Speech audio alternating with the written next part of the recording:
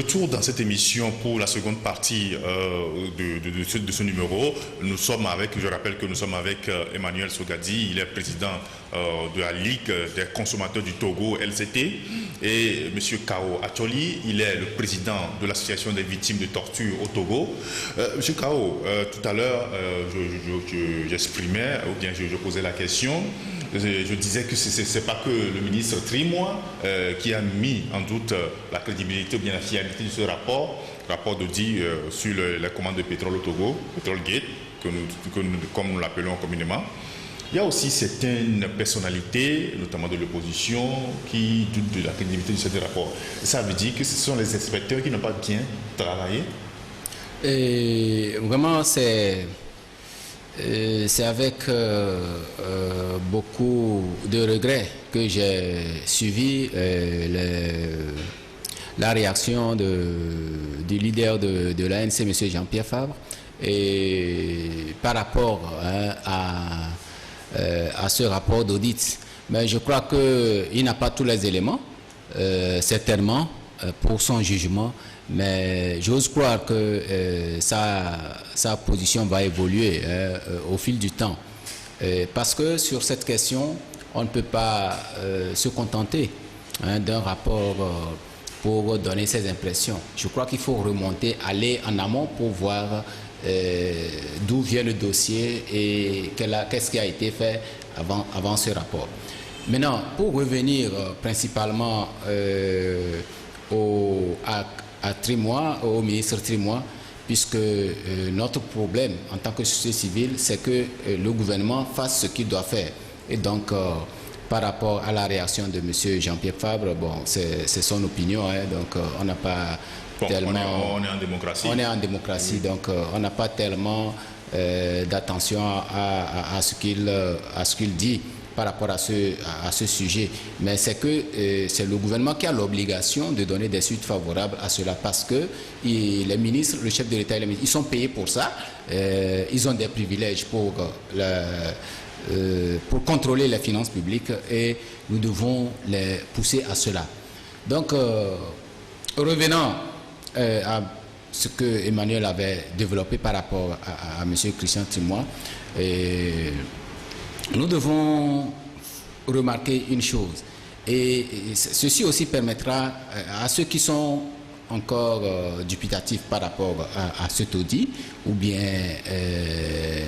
à la fiabilité de cet audit de comprendre un certain nombre de choses. Et l'audit a été fait. Moi, je ne sais pas, ça date de quand? Septembre, octobre. La période couverte, septembre, octobre. Voilà. Donc, jusqu'à ce jour, il y a eu des mois, des semaines, des mois, des jours qui sont écoulés déjà. Et le gouvernement, en vérité, avait mis dans les tiroirs ce dossier. Je vais vous dire cela. Vous retenez cette vision et que je vais développer, vous allez comprendre.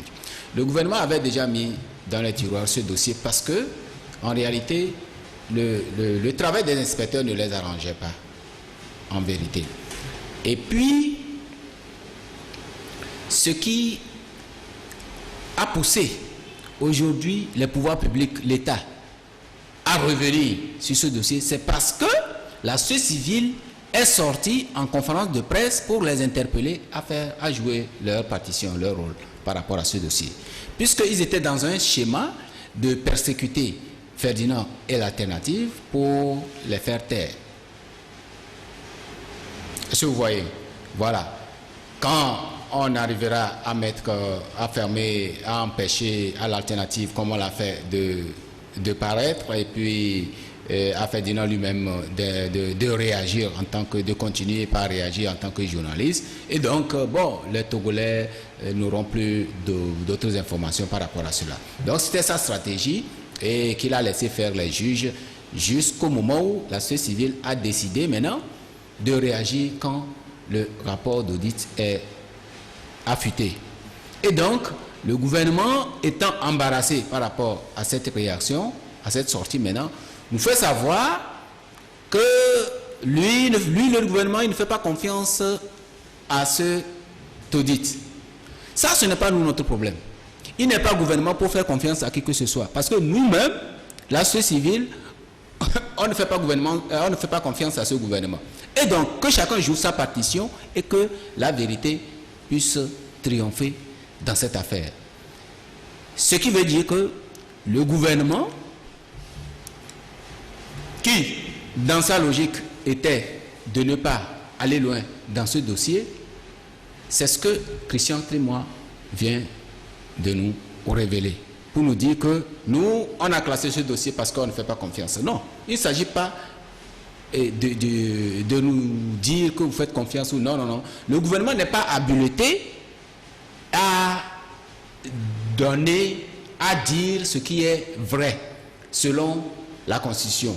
Nous avons des pouvoirs dans notre pays. Il y a le pouvoir exécutif qui est le gouvernement, il y a le pouvoir judiciaire et le pouvoir législatif. Et donc, il faut, au moment où le dossier a fini, est déjà au niveau des techniciens du gouvernement, le gouvernement a fini son travail. La justice. Le gouvernement a fini son travail, donc il faut maintenant envoyer le dossier au pouvoir maintenant compétent d'identifier la vérité, de faire valoir la vérité, prévaloir la vérité, et maintenant d'identifier les auteurs. Est-ce que vous voyez? C'est tout ce dont le gouvernement devrait s'atteler aujourd'hui. Et je reviens sur le cadre même du dossier, l'étape de l'audit qu'on dit de provisoire. Les mises en cause disent, je les ai lus sur les réseaux sociaux, à travers leur réseau de communication, ils disent que les recommandations d'un rapport provisoire d'audit ne sont pas contraignantes. C'est-à-dire que on ne met pas en exécution les recommandations d'un rapport d'audit. Je dis ceci, oui, on peut ne pas mettre les recommandations d'un rapport d'audit provisoire si tant est que l'enquête a abouti à une finalité. Là, ça voudra dire quoi? Le rapport est provisoire quand il y a un rapport définitif. Oui. Du moment où, délibérément, les mises en cause refusent de collaborer pour obtenir, ressortir un rapport final, ça voudra dire que le rapport provisoire devient final. C'est ça. Clair? C'est de manière que ça se fait aussi. Ouais. Ce n'est pas parce que le mis en cause un criminel qu'on a pris en flagrant délit d'un crime refuse de parler devant le juge qu'il est exempté ou bien qu'il est acquitté. Non. Il y a déjà des éléments, il y a des témoignages qui attestent qu'il est criminel. C'est de cela qu'il s'agit. Du moment où les mises en cause ne veulent pas collaborer, le rapport provisoire devient définitif. Il faut le mettre à la disposition de la justice pour faire son travail. C'est là où vous allez voir la mauvaise foi des autorités gouvernementales.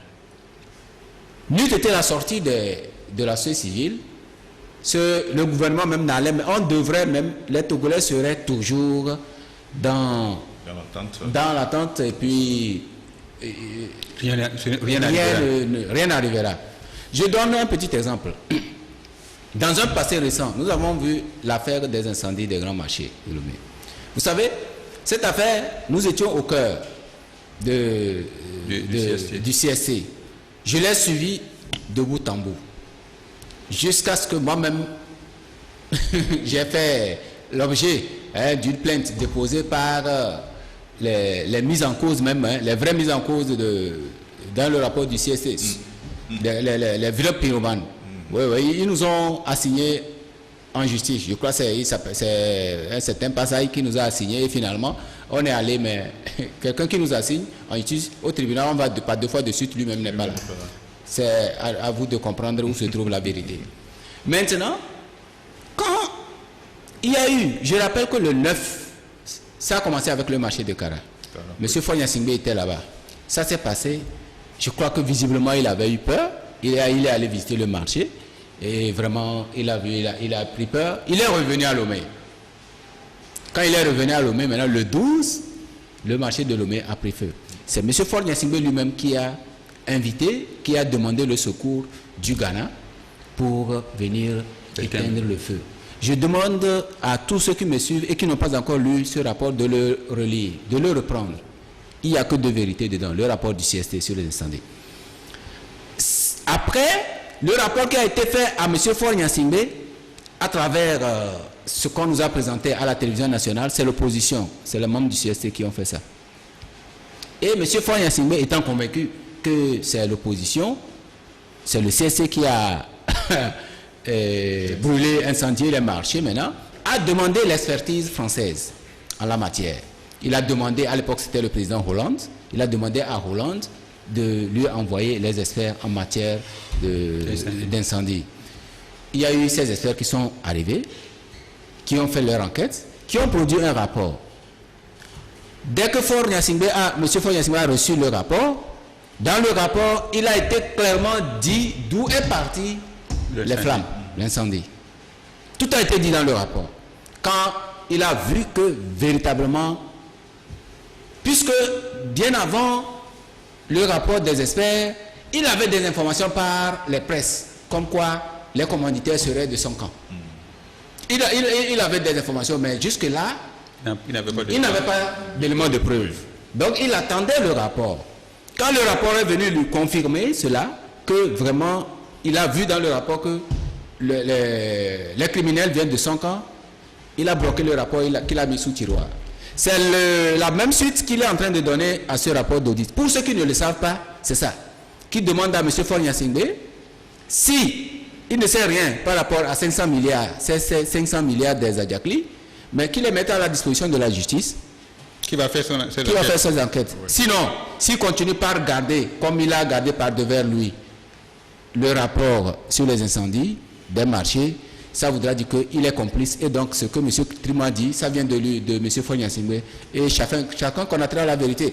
Même si aujourd'hui, les populations n'ont pas de pouvoir pour les prendre ou bien pour faire triompher la vérité. Pour faire triompher la vérité, il y a un juge qui est là, qui voit dans une nuit noire une fourmi noire sur une pierre noire.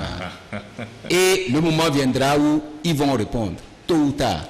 Voilà. Merci beaucoup, Kao Acholi, pour ce développement. Je pense que nous allons continuer. Outre ce rapport sur les incendies de marché, il y a aussi un autre rapport qui a été chapitré. Nous parlons du rapport Kofi Kunté, la CNDH. Il a fallu que Kunté lui-même sorte l'authentique rapport qui a été charcuté par le régime. Je pense que nous allons quitter le Patriot Gate. Nous allons revenir à la loi 1901. Il y a un débat maintenant au sein de l'opinion entre la société civile et le gouvernement. Le gouvernement veut retoucher cette loi. Sougadi, Emmanuel, est-ce que vous avez été invité à cette discussion-là? Merci beaucoup pour cette question. Je crois que c'est un sujet qui fait le chou gras ces derniers moments entre les différentes corporations de société civile, parce que d'abord, voilà, la société civile n'est plus bipolarisée, mais elle est tripolaire. Donc aujourd'hui il y a trois groupes de la société civile. Il y a les uns que les autres estiment être proches du pouvoir. Il y a les autres qui disent qu'ils sont médianes. Il y a les autres qui affirment qu'ils ne sont pas ni proches du pouvoir ni médianes, et que d'autres estiment être proches de l'opposition. Donc il y a ce type c'est ce que nous avons, parce que la politique togolaise a façonné tout le climat aussi associatif que d'autres secteurs. Pour la question, en toute réalité, moi j'ai été invité par M. Akpa, qui est le directeur le président du conseil d'administration de Uyonto. Et à l'époque, j'étais à une mission au Bénin. Je disais que je ne pouvais pas venir. Donc, à la première rencontre, je n'ai pas été. C'est-à-dire, eux, ils faisaient des rencontres bien avant qu'ils m'invitaient un jour pour dire que, nous qui étions à la base des des contestations, bien de dénonciation de ce rapport, de ce projet de loi en 2016, qu'ils ont voulu, 2016, ils ont voulu nous inviter à avoir notre point de vue sur la version qu'ils ont pu obtenir de Madame la Première ministre, Madame le Premier ministre. Et donc, en le disant ici, à l'époque, j'avais presque pas le temps. Et donc, je suis revenu d'une mission au Bénin et ils avaient programmé une deuxième séance auquel ils m'ont invité. J'avais une autre réunion aussi juste après ça, mais ce que j'ai fait un effort pour être là avec la courtoisie administrative et la courtoisie associative, parce que c'est un aîné à moi, M. Akpa, et on a travaillé ensemble sur dans le cadre du projet de passe crénant, et donc on n'a rien contre lui en tant que personne, et en tant que sa structure aussi. Donc j'y étais, mais j'avais pas eu le temps de travailler sur le fond du dossier avec eux. Mais le problème que j'avais évoqué, c'est que pour moi, est-ce que la loi, le projet de loi a pris en compte les aspects des organisations de consommateurs? Puisque moi je suis allé au nom de la Ligue des consommateurs du Togo. Parce que nous, les organisations de consommateurs, nous avons un statut particulier dans les autres pays. Ou bien est-ce que c'est la même loi qui va régir toutes les organisations aussi du droit commun que des organisations de consommateurs? Bon, il a dit que c'est une bonne préoccupation qu'on va voir dans les prochaines séances, c'est comment on va faire pour introduire ça dans le projet de loi. Maintenant, moi, je n'ai pas encore eu le retour de ce qu'ils ont fait en tant que c'est la pression que nous avons eu à faire. Donc, je suis dans un groupe WhatsApp dans lequel il m'a introduit. Et la dernière fois où le groupe des 8, bien le groupe des 6 a fait, le groupe des ADN. 6 avant, oui. Aujourd'hui, ils sont devenus le groupe des 8. Le groupe des ADN a fait une conférence de presse. J'ai été invité également. Il est venu, il m'a remis une invitation. Mais je n'avais pas eu aussi le temps. Des gens vont dire, mais est-ce que Emmanuel ne joue pas? Pourquoi chaque fois qu'on l'invite, il dit qu'il n'a pas le temps? En toute réalité, je n'étais pas à Lomé le jour-là. Je lui avais dit, Bruno, je ne suis pas là, mais je vais faire un effort pour venir. Mais je n'ai pas pu être jusqu'à ce que les 2 jours de l'activité ne passent. Maintenant, en termes d'analyse, je reconnais que les collègues ont voulu faire une proposition pour améliorer la loi sur la société civile proposée par le gouvernement. C'est une bonne chose de faire des propositions pour améliorer la loi. Et ça, je les encourage. Mais au fond de moi, au nom de mon organisation, j'ai dit à des collègues que je n'ai plus confiance à ce processus-là que le gouvernement pense avoir initié par plaisir. Parce que nous, on a vécu une expérience au niveau de la Ligue des consommateurs du Togo. Dans le cadre de l'augmentation des frais de péage, c'est depuis 2016, 2015-16 que ça a commencé. Et nous avons été associés à des discussions. Nous avons fait des missions au nom de consommateurs. On est allé à l'extérieur. Je le dis parce que je ne cache rien à personne. Et on a vu comment ça s'est fait ailleurs. Lorsqu'on est revenu, nous, on a encore fait d'autres programmes en disant que les taux dont vous proposez pour les augmentations sont trop élevés, réduisez-les. Mais tu as constaté que pour augmenter, ils ont fait une conférence de presse où nous, consommateurs, n'avons pas été invités. Ils ont invité les syndicats qui sont complices de ces augmentations. Et pour dire que les associations ont été consultées. Comment moi, Emmanuel Sogadi, ou bien la Ligue des consommateurs du Togo, on va encore avoir confiance pour dire que nous allons encore nous associer à une consultation sur un projet de loi que le gouvernement va adopter. Ça veut dire que quel que soit le travail que nous voulons faire, ils vont sortir ce qu'ils veulent sortir. Et je l'ai fait savoir directement à des collègues qui sont dans les deux groupes-là et qui m'ont contacté. Et il y a d'autres pour dire, c'est mon point de vue. Mon point de vue, je ne crois plus que ce processus-là, que le gouvernement va dire quelque chose de sérieux, et bien va prendre en compte quelque chose de sérieux. Vous constatez que sur la liberté de manifester, par exemple, si depuis 2018, 2019, le gouvernement arrive à réduire l'espace de manifestation civique, vous pensez qu'il va vous donner plus de liberté en matière d'association? Parce que c'est nous les associations qui éduquons, qui sensibilisons les populations pour dire voici ce sont vos droits, ce sont vos droits, ce sont vos droits. Et donc, si le gouvernement cherche aujourd'hui à faire voter une loi pour dire, pour protéger ou bien pour je ne sais pas quoi la société civile, je ne me retrouve pas. Je ne me retrouve pas parce que l'exemple où la LCT a été victime, où les organisations de consommateurs ont été victimes, je viens de le donner. On a été associés depuis qu'on a commencé à dire que ce n'est pas bon. Ils ont essayé de nous appeler pour dire c'est ça, ce qu'on veut faire. Et nous, on a fait nos propositions. Même si je rentre dans mon ordinateur, même dans mon appareil Android, je peux sortir les propositions pour montrer aux téléspectateurs aujourd'hui. Donc, rien n'a été pris en compte. Puis, ils sont allés dire que les motocyclistes doivent payer les frais de passage au péage. Ça n'a jamais été fait dans les premières propositions. Je vous dis, la caravane passe, le chien aboie. Donc, je ne veux plus m'investir dans ce projet-là de loi de la société civile pour qu'ils me prennent, ils le brandissent pour dire aux partenaires que les organisations de la société civile ont été consultés, ils ont pris part aux discussions, et qu'au finish, ils envoient un autre texte. Ils peuvent envoyer le même texte à l'Assemblée. Ok? Maintenant, pour la promulgation, ils vont promulguer autre chose. Ça a été fait en Guinée du professeur Alpha Condé. Donc, ce n'est pas au Togo, ça ne peut pas se faire. Donc, ce sont les mêmes systèmes. Puisque donc, les deux pays se ressemblent. Ils se ressemblent. Donc, j'ai plus confiance à ce processus. Mais les collègues qui sont restés, je ne dis pas qu'ils sont vendus non plus. Je ne le dis pas, et ils le savent. Moi, je ne dis pas les choses, je dis les choses telles que nous le ressentons en nous au niveau de la Ligue. Mais ils n'ont qu'à continuer à faire le travail.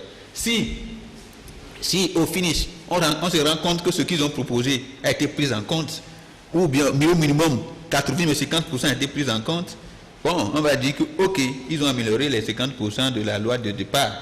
Mais le reste, c'est dit, les collègues qui travaillent, il y a toujours un problème que d'autres ne voient pas et que d'autres voient. Donc il ne faut pas qu'ils pensent que ce que les autres disent, c'est parce qu'ils s'opposent à eux qu'eux aussi sont vendus, vice-versa. Moi, pourquoi je ne me suis plus associé, c'est parce que je ne crois plus à ce gouvernement qui, je ne dis pas qu'ils ne nous représentent pas, en matière de consultation pour le vote d'un test, je ne crois plus à leur bonne foi. Ouais. C'est ce que je voulais dire. Pourquoi des gens traversissent ce que j'ai dit pour dire que Emmanuel ne croit plus au gouvernement de fort? Non, c'est pas ce que j'ai dit. J'ai dit qu'en matière de consultation pour voter les tests et les lois, je n'ai plus confiance. Parce que vous voyez comment on vote les autres tests dans catimini. Ouais. Ce n'est pas, en principe, vous voyez, même si toi, député, tu as pris l'initiative d'une loi, ainsi de suite, on le rend public. Ce qui fait que les tests, ce sont les notes des ministres qu'on met sur les tests.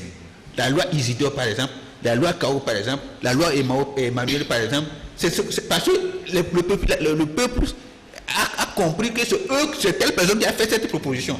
C'est vrai que les autres vont amender, corriger jusqu'à ce que là soit la loi, une loi finale. Mais si vous ne mettez pas au public, les publics ne peuvent pas faire. Alors, contrairement au Togo, vous connaissez notre parlement, les parlements d'hier et d'aujourd'hui aussi, comment ça se fait? Vous ne savez, même si vous demandez à un collègue qui est député aujourd'hui de vous donner les lois qui vont passer dans une session, par exemple, le collègue n'aura même pas le courage de vous le donner. Il dira que Emmanuel, tu vas encore commencer par crier là-dessus, ainsi de suite, et on va te demander où tu as pris, tu vas dire que tu as pris ça chez moi.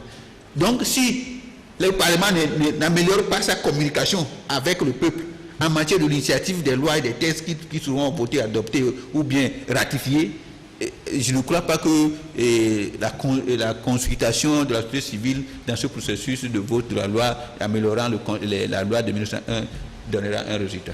Merci beaucoup, Emmanuel. Et Kao, vous voyez, dans le cadre de cette loi, des discussions qui sont autour de ce projet de loi-là, il y a les associations de la société civile qui ne s'entendent pas devant le gouvernement.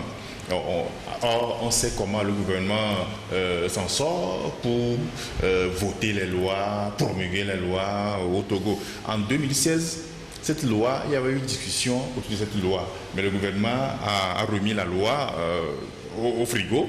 Et c'est cette année ou bien l'année dernière que le gouvernement a ressuscité encore cette loi. Mais on voit que les responsables de la société civile se battent entre eux-mêmes devant la loi. Oui, et je suis avec vous également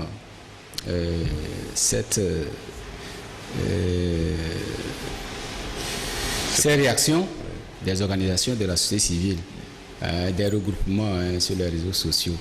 Mais ça me fait sourire tout simplement, ça me fait rire.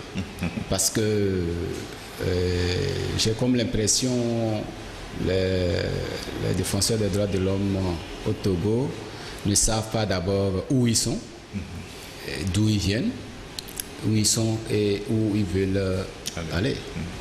Et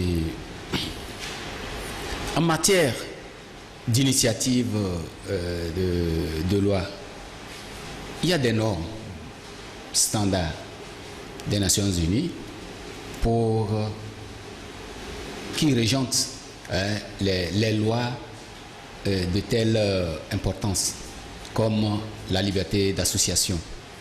Et vous savez, les associations, les organisations de la société civile sont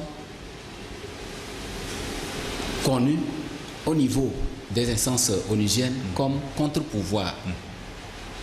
Contre-pouvoir du pouvoir, si je peux vous permettez la tautologie. Voilà.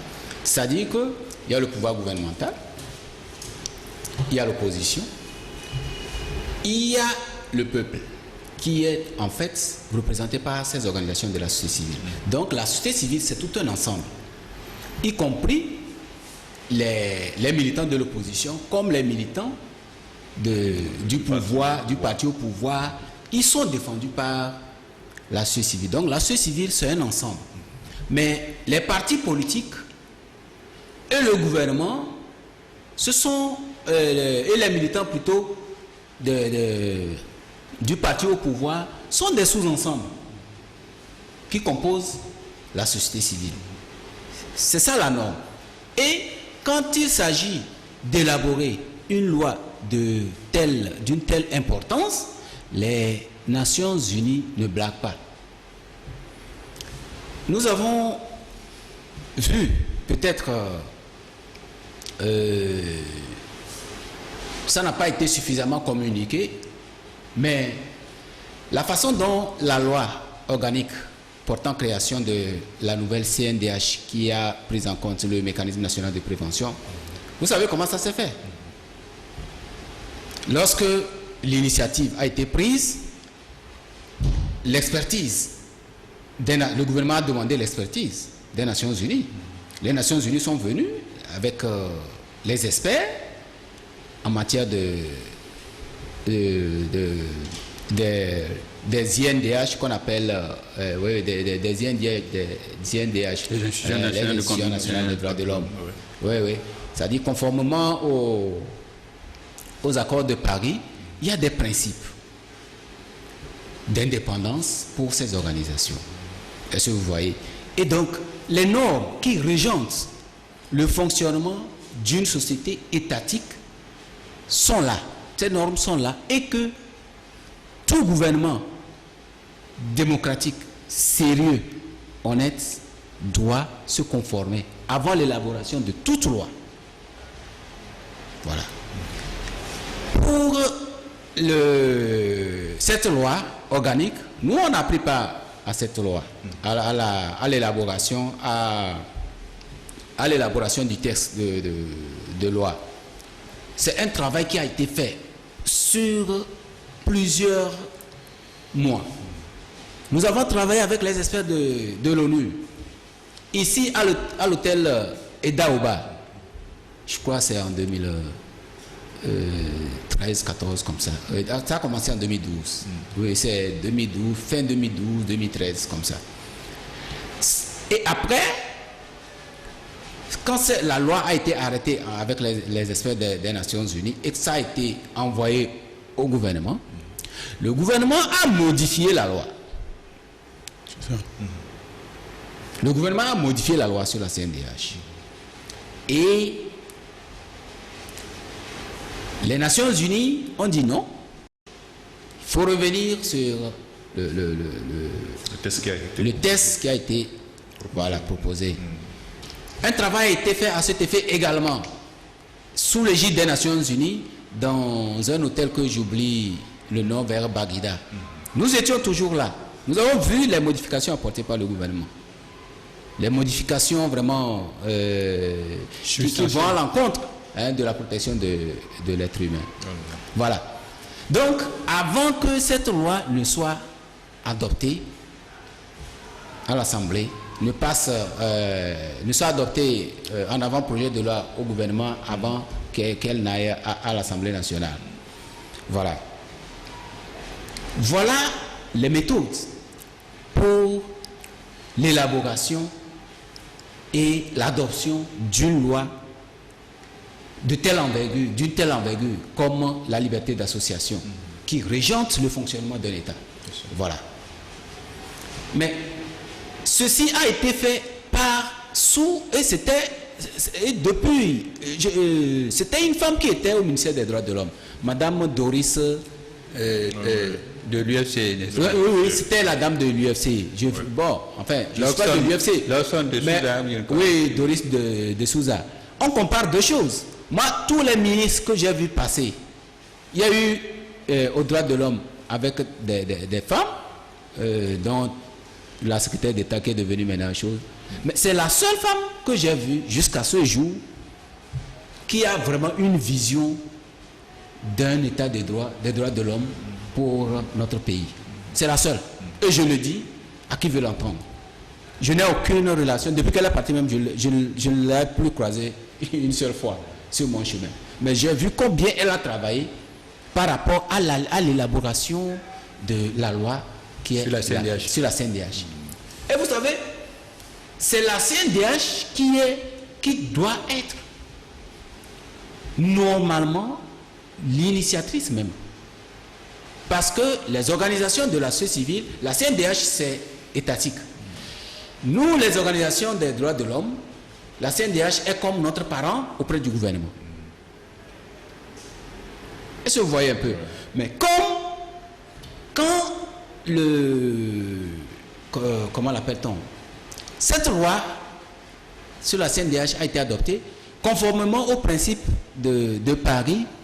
Le gouvernement était embêté parce qu'à l'époque, il y avait une assemblée plus ou moins représentative, un parlement plus ou moins représentatif, et il a tardé, il n'a pas voulu rapidement mettre, et comment l'appelle-t-on? La loi. Mettre en œuvre la nouvelle CNDH en nommant les commissions, parce que à l'époque, il y avait l'ANC et ADI et d'autres partis qui devaient aussi avoir des membres au sein de la CNDH. Le gouvernement a délibérément bloqué le travail jusqu'à ce qu'il n'ait son assemblée mécanique qu'on a aujourd'hui maintenant pour former sa CNDH à sa couleur. Voilà. Ça, c'était une parenthèse. Maintenant, revenons sur la loi sur les associations, comme on est sur le sujet. En 2016, quand le gouvernement a déjà adopté cette loi en avant-projet de loi en Conseil des ministres. Maintenant, sur la forme d'ailleurs, ça pose un problème. Une loi qui est déjà adoptée en avant-projet de loi en Conseil des ministres, c'est maintenant qu'on ramène la loi au niveau de la société civile. Ça voudra dire que sur le pays est malade vraiment. Sur le plan procédural, il y a vice de procédure. Sur quel angle la loi maintenant revient du gouvernement maintenant à la société civile, alors que c'est le contraire. Ce devrait être un travail collectif avec toutes les composantes de la nation sur la liberté, sur une telle loi, si tant est que on a une vision démocratique des droits de l'homme et d'état de droit. Ça n'a pas été fait ainsi. Donc en 2016, quand ils ont adopté ça, le gouvernement a adopté ça, si ma mémoire est bonne, c'est le 2 mai en Conseil des ministres. Je crois que c'est le 2 mai, si ma mémoire est bonne. 2 mai 2000. C'est en mai, de toute façon, c'est en mai 2016 qu'ils ont adopté ça. Nous avons vigoureusement condamné cela. Nous avons réagi. Nous avons mené des actions. À l'époque, nous n'étions pas nombreux. Nous étions seulement quelques organisations. Aujourd'hui, je vois des regroupements qui s'agitent autour d'une loi que le gouvernement... Mais je n'ai même pas vu une seule déclaration de ces organisations en 2016 quand le gouvernement avait adopté en Conseil des ministres sa loi, sa version liberticide. Et à l'époque, il nous accusait de critiquer constamment le gouvernement sur cette loi-là. Vous écoutez, nous avons dû écrire au chef de l'État pour lui dire que ça ne passera pas. Nous avons fait des tapages médiatiques. Et je me rappelle, c'est à cette époque que nous avons créé un regroupement qu'on appelait Humagan. Si vous allez même sur Google, vous tapez Humagan, Horizon Mahatma Gandhi, vous allez voir ça, dont j'ai été fait coordinateur. Nous avons réagi pour dire que ça ne se fait pas comme cela. On n'adopte pas une loi d'une telle importance dans ce désordre-là. Je crois que c'était à l'époque qu'ils étaient financés par... il y avait des complices de Pascrena, de l'Union européenne, qui ont voulu nous faire avaler des histoires. On leur a dit non. En Europe, ce n'est pas comme ça on adopte les lois. Nous savons comment ça se passe en Europe. Il ne faut pas qu'ils viennent nous imposer ici et le gouvernement brandit ça comme si c'était parce que l'Union Pascrena en faisait partie, a accompagné le processus. Et donc, nous on a dit non. Ce n'est pas comme ça doit se faire. C'est ça qui a arrêté le gouvernement. Et cette loi liberticide avait été publiée à l'époque par l'Union pour la patrie. Vous savez, je ne vous dirai pas de quelle tendance est cet organe. L'Union pour la patrie. Et j'ai le journal présentement avec moi. Et c'est là où j'ai vu la version vraiment de cette loi. C'est-à-dire que le contenu liberticide et l'intention qu'avait le gouvernement sur les associations qui dérangent. C'était vraiment une façon de torpiller, de tuer la liberté associative. Voilà. Et nous avons réagi. Le gouvernement n'a plus bougé. Je rappelle que toutes ces organisations, tous ces regroupements, à l'époque, quand nous réagissait, je n'ai vu personne. Tous ceux qui s'agitent tout autour, ne savent même pas ce qui se passe. Après, il y en a qui ont évoqué même le rapport de Civicus, une ONG sud-africaine. Ouais. Mais Civicus a fait un rapport sur la Côte d'Ivoire, le Togo, la Guinée-Conakry, sur les libertés associatives et de presse et autres. Voilà. Mais nous, on a travaillé avec cette ONG. Civicus, nous avons travaillé avec Civicus avant la sortie de ce rapport. Personne ne le sait. C'est des gens qui ont vu le rapport après sa publication maintenant, qui s'en approprient. Je leur ai dit, ils n'ont qu'à demander. L'expert que Civicus a commis pour ce travail, c'est un Français. J'ai travaillé avec lui pendant plusieurs mois sur le Togo. Voilà. S'ils ont vu ce travail, c'est parce qu'un travail a été fait en amont. Et l'esprit de Civicus n'était pas de faire modifier la loi de 1901, non. Ça, il n'a jamais été question. Mais Civicus demande au pouvoir public de respecter les lois qui régentent les libertés d'association, dont la loi de 1901. Donc, il n'est pas question de modifier la loi de 1901. La loi de 1901 est d'actualité. Elle ne souffre d'aucune ambiguïté. Non, elle ne souffre de rien du tout. Maintenant, ceux qui s'agitent, qui me disent quel est cet article de la loi de 1901 qui mérite d'être modifié. Je vais continuer un peu en disant ceci. Il faut que les Togolais comprennent la stratégie du gouvernement. Sur cette façon, sur cette loi particulièrement. Comme il a déjà adopté ça en vice de procédure, au Conseil des ministres, et nous l'avons décrié. Maintenant, il est en train de manipuler les organisations de la société civile, qu'on dise maintenant que ça vient maintenant de la société civile. Oui. C'est en fait ça la stratégie du gouvernement, du pouvoir. C'est tout. C'est tout. Il n'y a qu'à voir, depuis l'arrivée de M. Trimois à ce poste du ministère des Droits de l'Homme, tout ce qui a été fait sur le cadre juridique pour torpiller les libertés. La Constitution, elle a été taillée sur mesure selon les... C'est-à-dire qu'il n'a fait que faire de M. Faure Gnassingbé une idole pour le Togo. Quand vous prenez la loi sur la liberté des manifestations pacifiques et publiques, c'est la même chose. Donc, c'est pour la conservation du pouvoir de M. Faure Gnassingbé. Aujourd'hui, ils veulent maintenant prendre la loi de 1901, qui est la dernière, le dernier espace de liberté associative qui reste aujourd'hui. Et donc, pourquoi le gouvernement est en train de procéder ainsi?